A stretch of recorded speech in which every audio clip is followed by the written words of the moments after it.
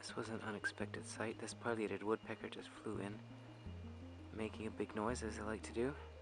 It landed on the apple tree where I just thought it was going to look for bugs on the trunk, and then promptly flew up to a branch where it's eating apples.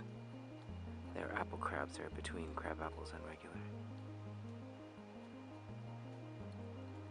I'd earlier seen the yellow-bellied sapsucker, which is a smaller woodpecker, on another crab apple tree.